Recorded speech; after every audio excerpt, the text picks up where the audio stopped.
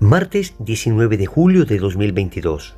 Tres mensajes del Evangelio de hoy, tomado del Evangelio de San Mateo, capítulo 12, versículos del 46 al 50. En aquel tiempo, estaba Jesús hablando a la gente cuando su madre y sus hermanos se presentaron fuera tratando de hablar con él. Uno se lo avisó: «Oye, tu madre y tus hermanos están fuera y quieren hablar contigo». Pero él contestó al que le avisaba: «¿Quién es mi madre y quiénes son mis hermanos?». Y señalando con la mano a los discípulos, dijo: «Estos son mi madre y mis hermanos. El que cumple la voluntad de mi Padre del cielo, ese es mi hermano y mi hermana y mi madre». Palabra del Señor, gloria a ti, Señor Jesús. La liturgia nos regala el día de hoy un evangelio bien especial. La familia de Jesús está afuera y le busca mientras él está predicando. Le dicen a Jesús que afuera está su familia, su madre y sus hermanos, y él responde de una manera que pareciera desconcertante: ¿quiénes son mi madre y mis hermanos? Sino aquellos que cumplen la voluntad del Padre. Vamos a entender este evangelio reflexionando tres mensajes. Primero, Jesús despreció a María. Segundo, ¿quiénes eran los hermanos de Jesús? Tercero, la nueva familia en Cristo. Vamos con el primer punto. Jesús despreció a María. Algunos hermanos, fundamentalmente de iglesias protestantes, han dicho que en este texto aparece una especie de desprecio de Jesús hacia su Madre Santísima. Pero nosotros desde la lógica y desde la palabra podemos ver que esto es imposible. Desde la lógica podemos entender que si nosotros, que somos débiles y pecadores, amamos a nuestra madre y queremos que ella siempre esté bien y no nos atrevemos a deshonrarla, y entenderíamos que cualquier tipo de ultraje, ofensa, deshonra a nuestra madre es una cosa objetivamente mala, pues ¿cómo vamos a pensar que Jesús, que es Dios encarnado, que nos vino a dar ejemplo del cumplimiento de la voluntad del Padre, cómo vamos a creer que Jesús nos va a enseñar a despreciar a nuestra madre? De ninguna manera. Y bíblicamente podemos sustentar esto. En la carta a los Gálatas, en el capítulo 4, versículo 4, el apóstol San Pablo dice que llegada la plenitud de los tiempos, envió Dios a su Hijo nacido de mujer, sometido a la ley. Cristo vino sometido a la ley de Moisés, precisamente para perfeccionar esa ley, pero no para anularla. Y si vamos a la ley de Moisés, vemos que el cuarto mandamiento prescribe que debemos honrar a padre y madre. Jesús honraba a su Padre Dios y honraba a su Madre María. Entonces aquí no podemos ver una especie de desprecio en las palabras de Jesús al decir mi madre y mis hermanos son aquellos que cumplen la voluntad del Padre. Todo lo contrario. Lo que Jesús está diciendo es una exaltación de María, diciendo que más allá de la realidad biológica de su maternidad, estamos hablando de una realidad espiritual en el sometimiento amoroso a la voluntad de Dios que María tuvo desde el principio. Vemos, por ejemplo, cómo la Santísima Virgen María, en el momento en que el ángel Gabriel le dijo que sería la madre del Mesías, cumplió fielmente la voluntad del Padre diciendo: «He aquí la esclava del Señor, hágase en mí según tu palabra». Esto está en Lucas capítulo 1, versículo 28. La misma Santa Isabel elogia a María precisamente por cumplir la voluntad de Dios y por creer en lo que Dios le decía. Le dice: «Dichosa tú que has creído que se cumplirían las promesas del Señor». Esto está en Lucas 1:45. Es más, ella no solamente de palabra, sino de obra cumplió la voluntad del Padre, acompañando en el momento más difícil de la vida de Jesús, es decir, en el momento de crucifixión, acompañando a su Hijo allí con toda fidelidad, como nos dice el Evangelio de San Juan en el capítulo 19, versículo 25. Cerca de la cruz de Jesús estaba María, su madre. Es decir, María cumplió la voluntad de Dios como ninguna otra criatura lo ha hecho. De tal suerte que podemos decir que María no solamente es madre de Jesús de manera biológica, sino, como diría San Agustín, ya desde antes había engendrado la palabra en su corazón al cumplir obedientemente la voluntad del Padre. Segundo, ¿quiénes eran los hermanos de Jesús?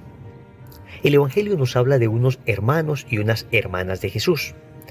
Recordemos que en el lenguaje hebreo la palabra hermano es una palabra muy amplia, que puede significar desde hermanos biológicos hasta parientes, familiares, personas que ejercen las mismas funciones, personas que pertenecen al mismo pueblo, en fin. En ese orden de ideas, estos hermanos y hermanas de Jesús eran parientes.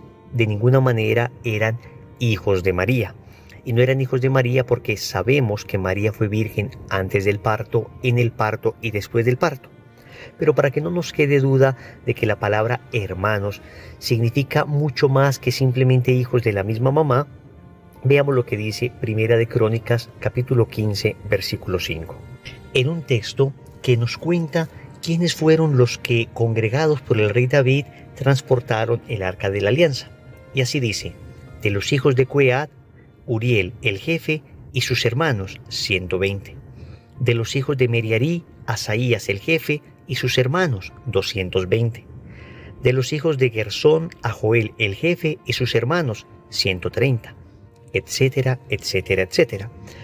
Si hermanos significara que son hijos de la misma madre, pues ¿cómo es posible que haya una madre que haya dado a luz 120 hijos, 220 hijos, 130 hijos? Vemos que en la Biblia la palabra hermanos se usa frecuentemente para designar parientes. Estos supuestos hermanos de Jesús que trae el Evangelio hoy son parientes del Señor. Pero entonces, ¿qué nos quiere decir el Evangelio hoy con este acontecimiento que se nos narra? Vamos con el tercer punto: la nueva familia de Cristo. El Señor nos viene a enseñar que todos somos hijos del Padre Celestial y que lo que nos mantiene vinculados al Padre es el cumplimiento de su voluntad. Es decir, Cristo viene a constituir una nueva familia. Israel era considerado el pueblo de Dios, pero resulta que ahora Dios quería extender la promesa que había hecho sobre Israel a toda la humanidad. Quería vincular a toda la humanidad en su familia. Y por eso nos damos cuenta que en la nueva alianza el Señor habla en términos familiares. Y por eso dice que Dios es Padre. En el Antiguo Testamento Dios era como un padre. Así dice el Salmo 102. Como un padre siente ternura por sus hijos, así tú, Yahvé, sientes ternura por tus fieles. Pero Jesús nos dice que Dios ya no es como un padre, sino que Él es Padre. Y por eso en el Padre Nuestro nos enseña a llamarlo Papá, Abba. Cuando oréis, decid Padre Nuestro. Mateo capítulo 6, versículo 9. Entonces Dios es Padre. Jesús es Hijo. En el Evangelio de Juan, capítulo 3, versículo 16, nos dice el evangelista: tanto amó Dios al mundo que envió a su Hijo único, para que todo el que crea en Él no perezca, sino que tenga vida eterna. Jesús es el Hijo del Padre. Pero nosotros participamos de esa filiación, es decir, nosotros somos hijos en el Hijo. Cristo es Hijo del Padre por naturaleza, porque también es Dios junto con el Padre y el Espíritu. Nosotros somos hijos de Dios por adopción. Gracias al bautismo recibimos un don sobrenatural llamado la gracia santificante. Esto nos participa de la filiación, es decir, nos participa del hecho de ser hijos de Dios. Y por eso, Primera de Juan, capítulo 3, versículo 1, dice: mirad qué amor nos ha tenido el Padre al llamarnos sus hijos, pues lo somos. Es decir, tú y yo pertenecemos a la familia de Dios. Por esa razón, la carta a los Hebreos en el capítulo 2, versículo 11, dice que somos hermanos de Jesús, que Cristo no se avergüenza de llamarnos hermanos. Tenemos entonces Padre, Jesús es el Hijo, nosotros somos hijos en el Hijo, por consiguiente somos hermanos de Cristo. Tenemos también Madre, y por eso Jesús, antes de morir en la cruz, dice a su apóstol Juan: Hijo, ahí tienes a tu madre. Juan capítulo 19, versículo 27. Inmediatamente después, en el versículo 28, dice el Evangelio que todo estaba cumplido. Es decir, la familia estaba completa. Ya teníamos a Dios como Padre, Jesús era el Hijo y nosotros en Él somos hermanos, tenemos a María como Madre y ahora conformamos la familia de Dios. cómo se mantiene cohesionada y unida la familia de Dios en el cumplimiento de la voluntad del Padre. Esto es lo que nos está enseñando el Evangelio de hoy. Tú y yo somos familia porque tenemos un Padre en común y debemos cumplir sus mandamientos para poder decir a Dios, papá, para poder decir a nuestra Madre Santísima, mamá, para poder decir a Jesús, hermano. Somos familia de Dios y lo que debemos hacer es esforzarnos, repito, por cumplir la voluntad de Dios que está claramente expresada en el mandamiento del amor, que se explicita en los 10 mandamientos que hemos aprendido. Oremos. Amado Señor, gracias por hacerme parte de tu familia.